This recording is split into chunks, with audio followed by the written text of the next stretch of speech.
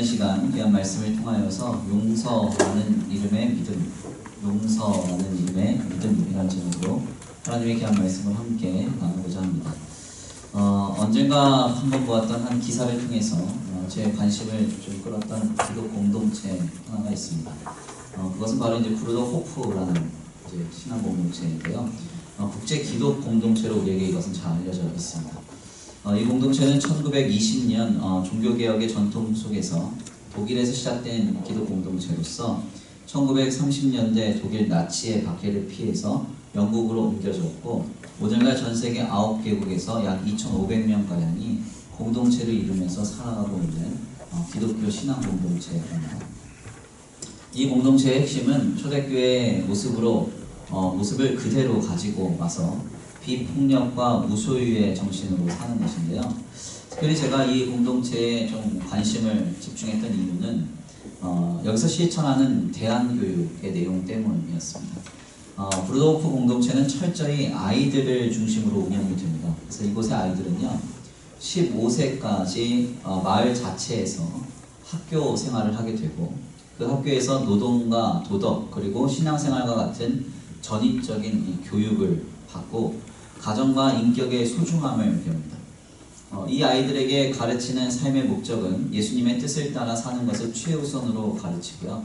그리고 나서 만 18세가 되면 외부로 나가서 세상을 경험하게 합니다. 바로 여기에서 한 가지 눈여겨볼 만한 사실은 이 공동체에서 자란 아이들이 너무나도 이제 전인격적으로 성숙하고 아름다운 삶을 산다는 것인데요. 그래서 이 아이들의 아름다운 삶과 성숙한 고백과 간증을 접했던 국민일보의 이병모 기자는 그의 기사를 통해서 이런 표현을 남겼습니다. 최신 교육이 아이들을 위한 최선의 교육이 아니라는 사실을 브루더 호프가 명확하게 보여주고 있다. 우리가 한번 생각해 보아야 할 내용입니다. 우리는 부모된 입장에서 젊은 세대들에게 최신의 교육을 이렇게 공급해 주려고 하죠. 어떻게 하면 이렇게 오늘날 빠르게 오늘날의 사회에 쉽게 적응하고 또 앞서 나아갈 수 있는가를 생각하면서 최신 교육을 아이들에게 계속 공급해 주려는 부모의 모습과 시대의 흐름이 있는데요. 사실 이제 이병모 기자가 말하는 바는 브루더 호프에서 자라난 아이들이 이 땅 곳곳에서 하나님의 리더들로 세워져 가는 걸 보니까 최신의 교육이 아이들을 위한 최선의 교육이 아니구나. 특별히 이것을 이제 깊이 깨달았다는 것입니다. 우리 귀한 성도들도 특별히 우리 자녀 세대들을 양육함에 있어서 이 말은 굉장히 좀 귀 기울여서 생각해 보아야 할 내용입니다. 신앙의 교육은요, 형성되는 것입니다. 그래서 아이들에게는 신앙 교육할 시기가 있습니다. 그 시기 놓치면 아이들은 다 교회 떠납니다. 그리고 나중에 하나님 필요하면 돌아오겠지, 절대 돌아오지 않아요. 지금은 이제 그런 시대가 아니거든요. 아이들의 세계관 속에서 하나님을 찾을 수 없도록 아주 굳어진 어떤 세계관과 가치관들이 아이들을 쥐고 흔들기 때문에 특별히 이 중고등부 시절, 이때 아이들의 신앙교육의 시기를 놓치면 사실 아이들이 청년이 되어서 주님께로 돌아오는 일은 굉장히 버겁고 힘듭니다. 주일학교, 중고등부 이 시기, 교회 생활을 잘 해서 아이들에게 이제 신앙교육을 잘하는 게 굉장히 중요합니다.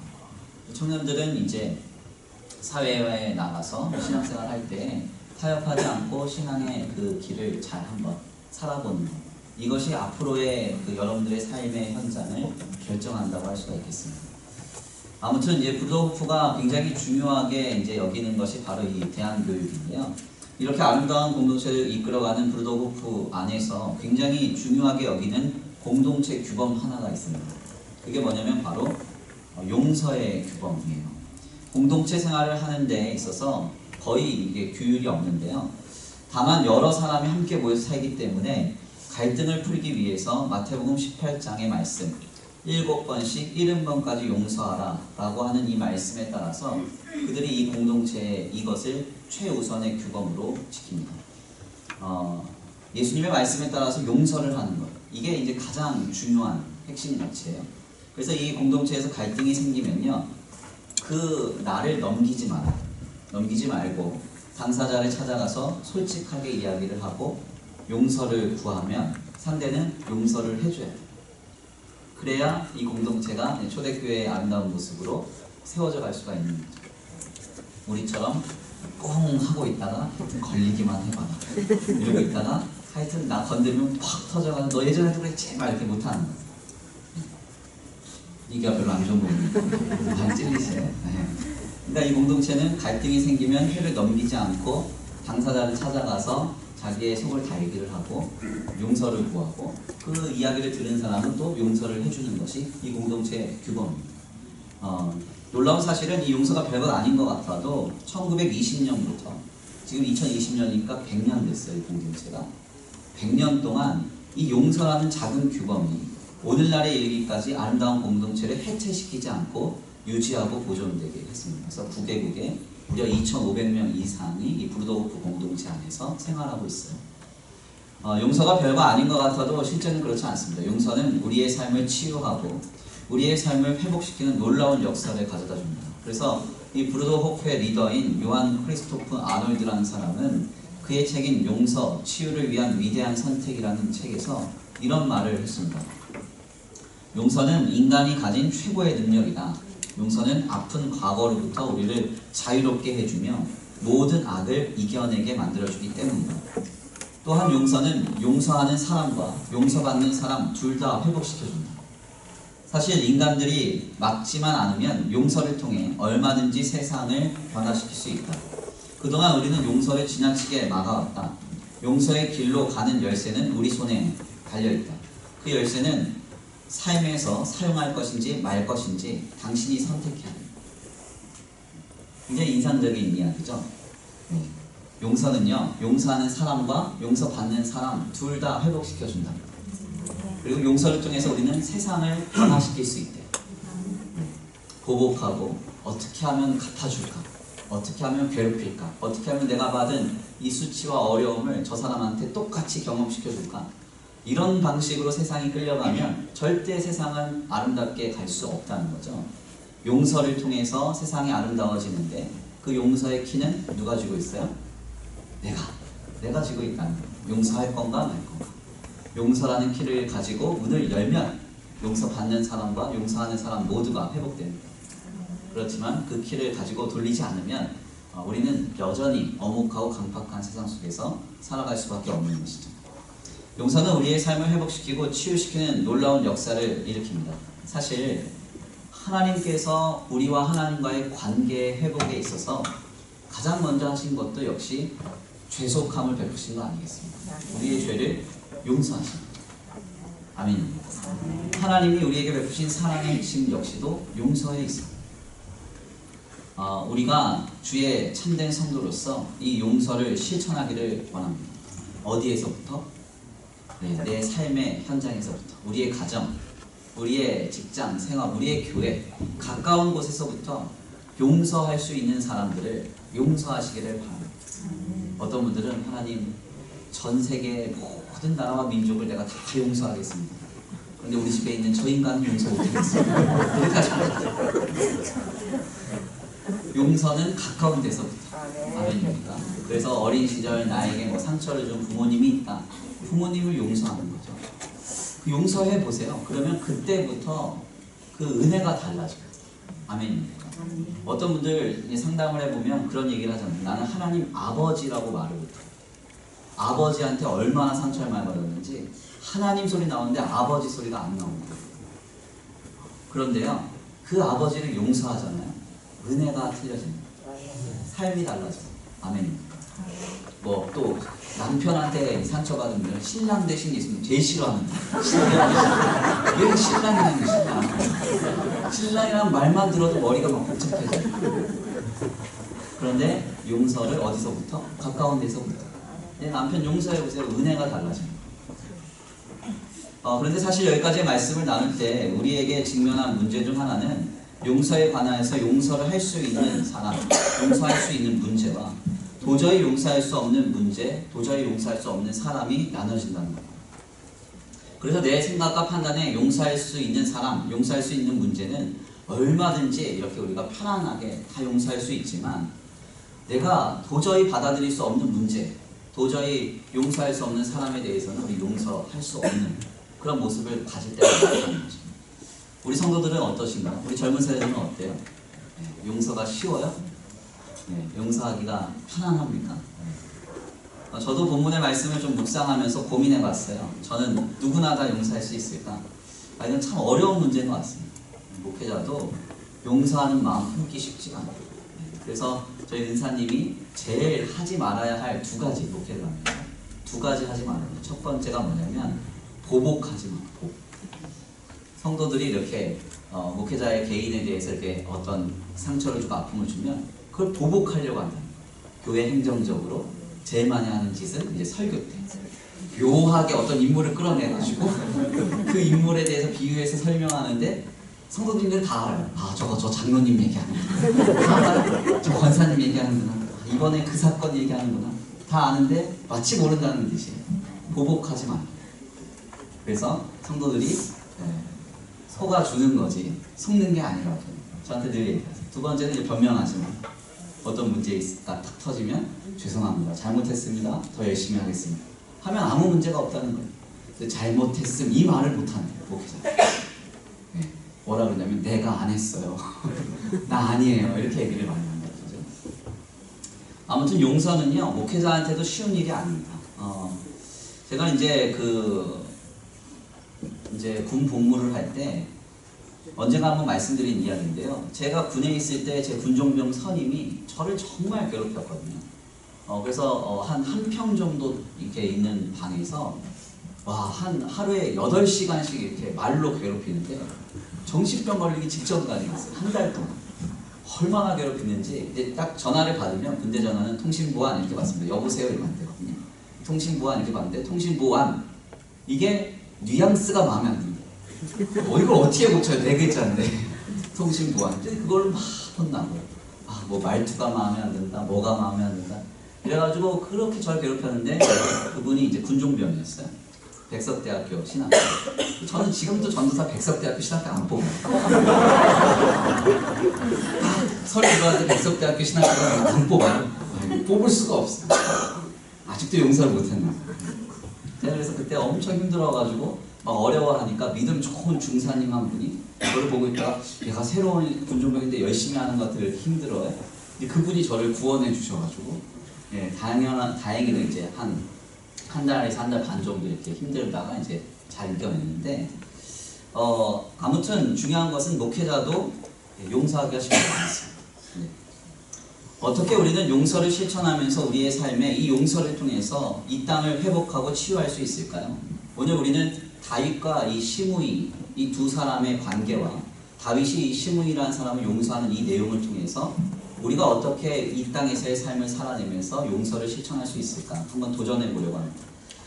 시므이는 사무엘하 16장 말씀에 따르면요 다윗의 아들 압살롬이 반역을 할 때 눈물로 피난길에 올랐던 다윗을 따라가면서 저주하고 침뱉으며 돌 던지고 조롱했던 인물입니다. 그런 그가 압살롬의 반역이 다 해결되고 나서 다시 다윗이 왕위에 오르게 되자 돌아와서 용서를 구하면서 아첨하는 내용이 오늘 본문 말씀의 내용인데요. 특별히 이 자리에서 다윗의 충신인 아비새는 시므이를 죽여야 되겠다 이렇게 말합니다. 오늘 본 말씀 21절인데요. 우리 함께 다 같이 공독 올려드립니다. 21절 사무엘하 19장 21절 함께 봉독합니다. 시작.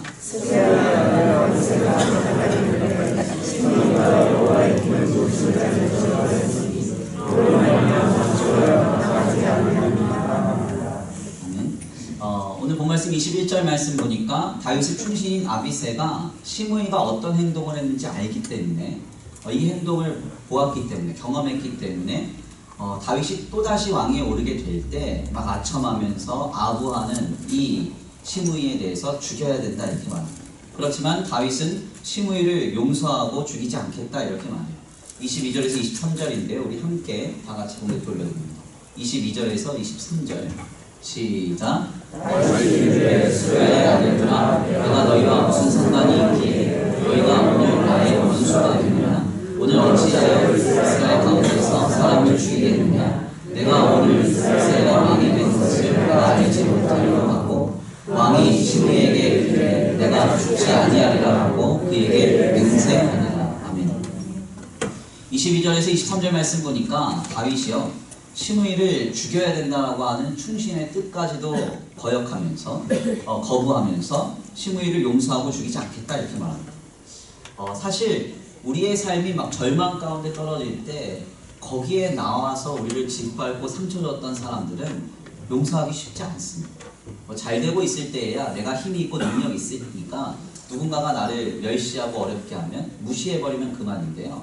내 삶이 나락으로 떨어지고 있을 때 나를 괴롭히고 힘들게 했던 사람을 용서할 수 있느냐? 용서하는 거 쉬운 일이 아니에요. 그런데 다윗이 시므이를 용서하고 있습니다. 어떻게 이것이 가능했을까요? 우리가 여기에 그 해답을 찾으려면 사무엘하 16장 12절을 읽어봐야 됩니다. 그 해답이 사무엘하 16장 12절에 있어요. 우리 함께 다 같이 한번 찾아서 공독 돌려보겠습니다. 사무엘하 16장 12절. 사무엘하 16장 12절입니다. 시작. 혹시 여호와께서 나의 원통함을 감찰하시니 오늘 그 저주 때문에 여호와께서 선으로 내게 갚아주시리라 하고. 아멘. 다윗이 시므이를 용서할 수 있었던 이유는 무엇인가 하냐면요, 시므이의 저주를 보면서 다윗이 이런 생각을 품었습니다. 저가 했던 저 저주로 인해서 하나님이 나를 감찰해 주시고 그리고 이 모든 것을 바꾸셔서 선으로 갚아주실 것이다. 이런 믿음이 있었어요. 그러니까 지금 다윗이 하나님을 믿고 있었다는 사실을 우리가 여기에서 확인합니다. 지금 모든 것이 회복되어서 시므이가 자신에게 용서를 구하는 이 모든 상황이 하나님이 갚아주신 상황이라고 다윗이 확신했던 거예요. 즉 하나님을 향한 믿음과 신뢰가 그로 하여금 용서할 수 없는 사람을 용서하는 마음을 품게 만든 것입니다. 이것은 상당히 좀 중요한 통찰입니다. 우리가 왜 용서하지 못하는가?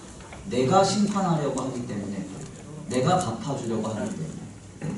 그러나 우리가 다윗처럼 하나님이 나를 감찰해 주시고 내게 갚아주심을 믿는다면 우리는 얼마든지 누구든지 용서할 수 있습니다. 아멘입니까? 하나님이 갚아주신다. 하나님이 알고 계신다. 이 사실을 우리가 믿으면 용서 못할 사람이 없는 겁니다. 사실 이제 우리의 삶을 잘 들여다보면 가장 좀 피해야 하는 부류의 사람이 뭔가 하냐면 자신에게 조그마한 이제 그 피해나 손해를 입기를 거부하는 부류들을 피해야 됩니다. 저도 이제 군 생활할 때 그런 애들이 있었어요. 12명이 내부반이 있으면 개인 휴지통을 쓰는 애들이 있었어요. 단체 휴지통을 비우거든요. 12명이 돌아가면서 12일에 한 번씩. 그런데 남의 쓰레기를 내가 버려주기 싫다는 거예요. 그래가지고 이제 자기 개인 사물함에 자기 개인 휴지통을 놓고 나는 내 것만 버리겠다. 그런 애들이 있었어요. 그래서 아주 걔가 이제 2년 동안 하여튼 어렵게 했어요. 우리 공동체를 막 어렵게 했는데 사실 이런 사람들이 공통적으로 나타나는 특징이 뭐냐면 누군가가 자신에게 좀 피해를 입히면 그것을 이렇게 담아뒀다가 자꾸 보복하려고 해요. 어떻게든지 그걸 표현하려고 하고 그리고 그것을 굉장히 크게 부풀립니다. 이런 사람들은요 어떤 문제를 발생시키냐면 공동체 자체를 와해시켜요. 그리고 그 공동체가 계속적으로 혼란을 겪게 만듭니다. 상당히 좀 중요한 건 뭐냐면 사람은 주관적이기 때문에요. 내가 남에게 잘한 거는 잘 기억해요. 그런데 남에게 피해를 준 거는 잘 기억 못합니다. 그렇죠? 근데 그 피해를 누군가가 기억했다가 나한테 보복을 하면 그걸 또 기억해요. 그러니까 이게 고리가 계속 되는 거예요. 이해가 되세요? 그래서 보복을 한번 실행을 하면 그 보복은 계속 사슬이 깊어져요. 계속적으로 서로 보복하고 서로 미워하고 갈등하고. 그래서 정죄와 판단, 그 비난과 이런 어떤 보복이 난무하는 집단은 서로 계속 보복하는 그런 일들로 나타납니다.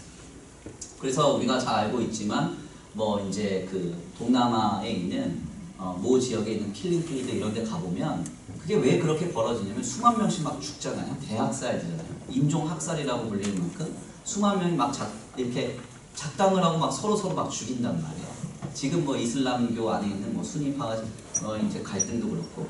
근데 그런 부분들이 왜 일어나는가 하면 보복 문제 때문에 그렇습니다. 중요한 점은 이런 모든 상황 속에서는 하나님에 대한 신앙이 없어요. 성도는 내가 심판하는 게 아닙니다. 아멘입니다. 심판은 하나님께 맡기는 거예요. 하나님께 맡기고 하나님이 하실 수 있도록 두고 우리는 우리가 해야 할 일을 하면 되는 것입니다. 그래서 오늘 본문 말씀에서 다윗이 주는 도전은 굉장히 큰 거죠. 하나님이 나를 감찰하시고 내게 갚아주심을 믿었기 때문에 시므이를 용서할 수 있는 거죠.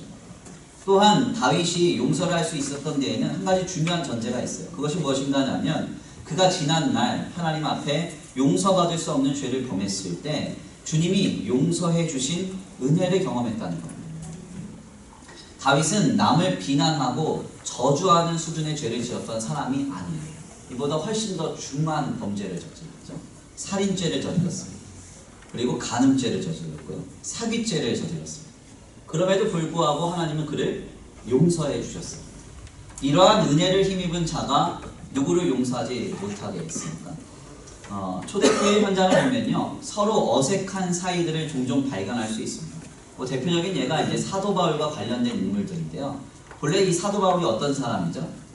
대제사장의 이렇게 그 권한을 위임받아서 이단 심판관으로 예수 믿는 사람들 처벌하고 고문했던 사람이잖아요. 그러니까 이 사람이 초대교회 곳곳을 돌아다니면서 사역을 할 때 얼마나 불편한 사람들이 좀 많았겠습니까? 그 중에서 대표적으로 불편한 사이를 꼽자면 사도 바울과 빌립입니다. 물론 이제 바울이 청년 사울일 때 크리스찬들을 많이 박해했기 때문에 여전히 많은 사람들과 어색한 것이 사실이었지만 특히 빌립과 그가 어색했던 이유는 빌립이라는 이 집사와 스데반 집사가 가까운 사람이었기 때문입니다. 바울은 청년 사울일 때 스데반 집사가 순교를 당하는 현장에서 그가 죽임을 당하는데 찬성하는 가편 투표를 던졌던 인물입니다. 그리고 청년 사울의 박해와 빌립 집사의 사역의 말씀이 연이어서 증거되고 있는 것을 좀 참고해 보면 이 둘은 서로 불편한 관계일 수밖에 없다는 것이 확인이 됩니다. 사울이 박해를 했다 이렇게 나오고 그 다음에 빌립이 멀리 떨어져서 전도를 했다 이렇게 성경에서 나온단 말이에요. 그러니까 이 둘은 불편한 관계여야 됩니다. 그런데 놀랍게도 사도행전 21장 말씀을 보면요, 빌립과 이 바울이 서로 잘 지내. 이게 참 특이하죠. 이게 어떻게 잘 지낼 수 있을까요? 그 이유는 이제 빌립에게서 확인할 수 있습니다. 빌립에 대해 증거하는 사도행전의 기자는요, 특별히 그에게 한 가지 별명을 덧붙여지는데 그것은 바로 전도자라는 별명입니다. 전도자 빌립 이렇게 나와요. 전도자 빌립과 사도 바울이 같이 잘 지냈다 이렇게 나와요. 전도자라는 이 말은 복음이라는 헬라어 유앙겔리온의 속격입니다. 그래서 유앙겔리테스라는 말을 쓰는데 이는 빌립이 복음을 소유하고 있다 이런 뜻도 돼요. 결국 이것은 빌립의 상태를 알려주는 증언으로서 빌립이 복음에 사로잡혀 있음을 확인하게 되는 겁니다. 즉 빌립은 예수 그리스도의 십자가의 복음에 속한 사람이었으므로 자신과 각별한 스데반 집사를 죽이는데 앞장서고 많은 박해로 자신의 사역을 어렵게 한 바울을 친히 용서했던 것이죠. 그래서 이 둘은 원래는 어색해야 되는데 서로 너무나 친밀하고 각별한 사이로 우리에게 전해지는 겁니다. 이렇게 먼저 주님의 용서하심을 경험한 자는 누구든지 용서하지 못할 사람이 없습니다. 그래서 서두에 말씀드린 브루더 호프의 리더인 요한 크리스토프 아놀드가 이런 말을 했어요. 다른 사람을 용서할 수 있는 가장 큰 동기는 우리 자신이 먼저 누군가로부터 용서를 받았던 경험 때문입니다. 아멘입니까? 내가 용서를 받았던 경험이 있으면 우리는 남을 용서할 수 있다. 이 말을 거꾸로 해볼게요. 우리가 왜 용서를 못해요? 지금? 예수 그리스도 안에서 우리의 죄를 대속하시고 용서하신 주님의 은혜가 내게 없기 때문에 남을 용서 못하는 거예요. 네. 그래서 신랑 대신 예수님이 불편한 거예요. 그렇죠? 네. 하나님 아버지가 안 나오는 거죠. 이거 굉장히 인상적인 통찰입니다. 우리는 용서를 받은 경험이 있나요? 하나님 앞에 정말 내가 죄를 지었고 주님의 그 보혈의 피가 용서받을 수 없는 이 죄인을 용서했다는 이 은혜를 내가 알고 있다면 우리는 얼마든지 누구든지 용서할 수 있습니다. 귀한 말씀을 정리하면서요, 우리는 다시 한번 용서라는 믿음의 생활을 결단합니다. 우리의 용서를 통해서 이 땅이 새롭게 되기를 기대합니다. 우리 귀한 특별히 젊은 세대들은요, 용서에 익숙해지시기를 바랍니다. 아멘. 작은 불평과 작은 피해에 내 마음이 막 상하고 그거 꽁하고 가지고 있다가 보복하고 갚아주는 그런 문화에 익숙할 게 아니라 사람들을 편안하게 용서해주고 그 사람들을 편안하게 안아줄 수 있는 거룩한 정서를 가진 우리 젊은 세대들 되시기를 간절히 축원합니다. 다윗은요, 하나님을 향한 신뢰와 믿음으로 시므이를 용서했습니다. 또한 그는 먼저 주님께 용서의 은혜를 경험했으므로 시므이를 용서했습니다. 요즘 시대를 보면요, 참 용서를 못하는 것 같습니다. 그런 문화를 조장하는 것도 같아요. 그러다 보니까 무한 책임이 강조됩니다. 한 개인이 큰 실수를 하거나 잘못을 하면요, 사회적으로 사망 선고를 받거나, 죄송한 표현이지만 한 개인이 속된 표현으로 죽어야 끝나는 정죄가 난무합니다. 크리스찬 영성은 이런 문화가 아닙니다. 우리는 죄와 악을 용납할 수 없습니다. 그러나 회개한다면 얼마든지 용서해주고 되돌아올 수 있는 기회를 주는 신앙 공동체여야 합니다. 아멘입니까? 그래서 교회는 교정선교도 하는 거예요. 교도소 가서 범죄자들도 만나고 그 사람들이 다시 한번 이 사회에 아주 거룩한 일원이 될 수 있도록 교정선교 하는 겁니다. 그리고 더 나아가서 우리는 이러저러한 악인들도 죄인들도 품을 태세를 갖추는 겁니다. 아멘. 회개한다면 얼마든지 용서해주고 되돌아올 수 있는 기회를 주는 신앙 공동체여야 합니다. 이런 공동체를 우리가 이뤄가기 위해서, 이런 교회를 통해서 이 땅을 새롭게 하기 위해서는요, 지금 우리가 변화돼야 합니다. 지금 우리는 용서하지 못할 사람이 누구입니까? 누굴 용서 못하세요? 가깝게는 우리의 가족, 혹은 더 나아가서 직장에 어떤 누구 인물, 우리의 삶의 자리에서 나에게 상처 주고 지난날 어렵게 했던 누군가, 그 사람 용서하지 못하고 있다면 하나님 앞에 용서할 수 있는 믿음을 달라 기도하십시오. 용서할 수 있는 은혜를 달라 간절히 사모하시기를 바랍니다. 한번 우리 스스로에게 이런 질문을 할 필요가 있습니다. 용서를 못하는 게 아니라 믿음이 없는 게 아닐까요?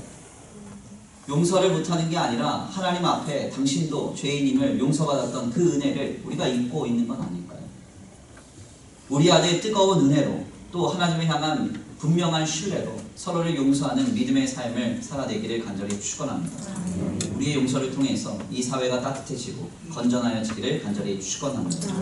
우리 이 시간 다 같이 귀한 말씀 붙들고 함께 기도 올려드리기 바랍니다. 찬양으로 먼저 결단하시고 하나님의 말씀 붙들고 함께 기도하시겠는데요.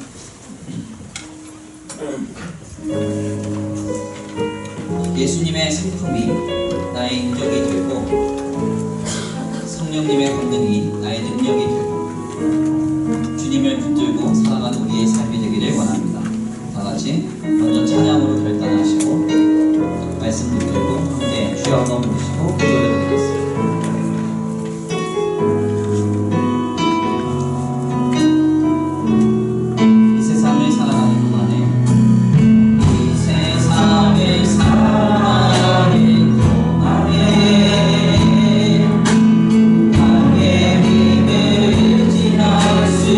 없으니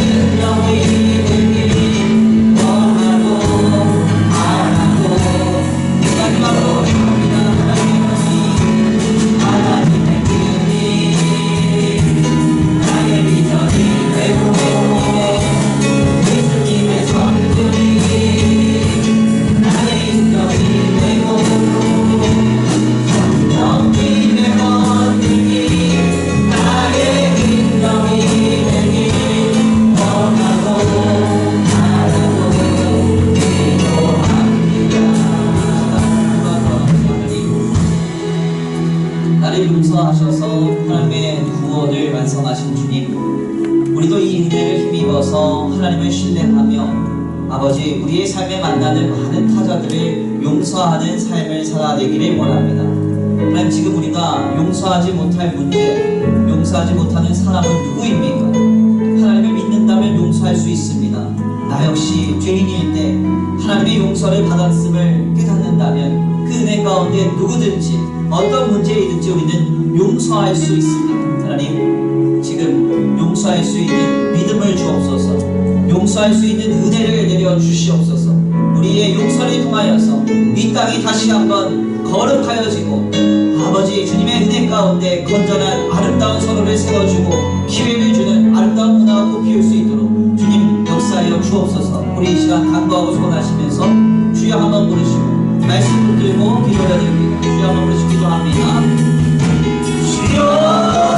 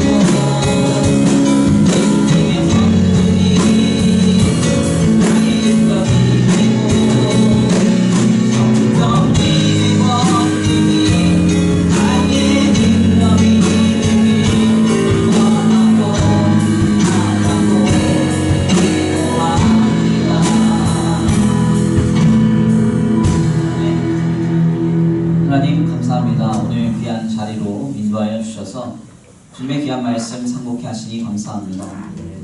다윗이 인생의 가장 절망스러운 순간에 눈물을 흘리며 도망할 그때에 자신을 짓밟으며 자신을 향해 저주하고 침뱉었던 그 시므이를 하나님을 믿고 신뢰하며 용서했습니다.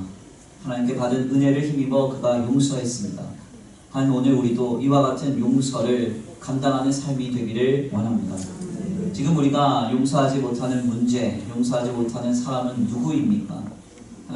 하나님께서 우리에게 이미 대속의 은혜를 베풀어 주셨음을 우리가 경험했음에도 불구하고 왜 우리는 여전히 용서하지 못하고 있는 것입니까? 하나님이 내 삶을 감찰하시며 내게 갚아주시겠다고 말씀하셨음에도 불구하고 우리가 여전히 보복하려고 하며 내가 내 손으로 갚으려고 하는 문제는 무엇입니까? 하나님 이 시간 모든 용서의 영역을 주님께 의탁하오니 주님 다만 하나님께서 함께하여 주시옵시고 그 모든 용서의 문제 가운데 주님 간섭하시고 우리에게 은혜를 베푸사 아름다운 용서를 실천함으로 우리의 삶에 하나님의 나라가 세워지는 거룩한 역사가 있게 하여 주시옵소서. 우리가 용서를 실천하며 나아갈 때 용서하는 사람도 용서받는 사람도 회복될 줄 믿습니다. 용서하는 사람의 삶의 자리도 용서받는 사람의 삶의 자리도 치유될 줄 믿습니다. 하나님 주님께 내어 맡기며 아름다운 용서를 실천하며 나아감으로 하나님께서 이루시고 역사하시는 거룩한 하나님의 나라에서 평안함 가운데 살아가게 되는 역사를 보게 하여 주시옵소서. 오늘 귀한 주일 하나님 앞에 오후 예배까지 올려드리고 돌아가는 발걸음 안전히 거하게 하여 주시옵시고 돌아가는 발걸음 주님께서 지키시며 보호하여 주시옵시되 아버지 각종 질병과 전염병으로 인해서 고통받는 이 시국 가운데 하나님 눈과 같이 보호하여 주시옵시고 한 주간의 삶의 형편 속에서도 하나님의 살아계심과 하나님의 하나님 되심을 경험하는 거룩하고 복된 귀한 한 주간의 삶이 되게 하여 주시옵소서.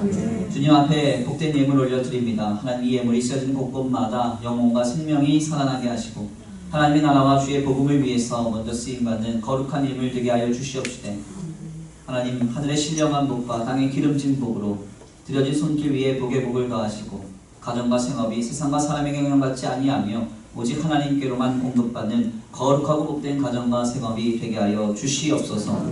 도우시고 인도하시며 함께 하실 줄 믿고 감사함을 올려드리오며 사랑과 은혜가 많으신 우리 주 예수 그리스도의 이름으로 감사하며 기도 올려드립니다. 이제는 우리 주 예수 그리스도의 은혜와 성부 하나님의 극진하신 사랑하심과 성령 하나님의 내주 교통하심이 오늘 귀한 자리에 나와 하나님 앞에 받은 은혜를 기억하고 또한 하나님을 온전히 신뢰하며 용서하는 삶을 살기로 결단하는 모든 성도들 머리 위에 이제부터 영원토록 함께 있을지어다. 아멘.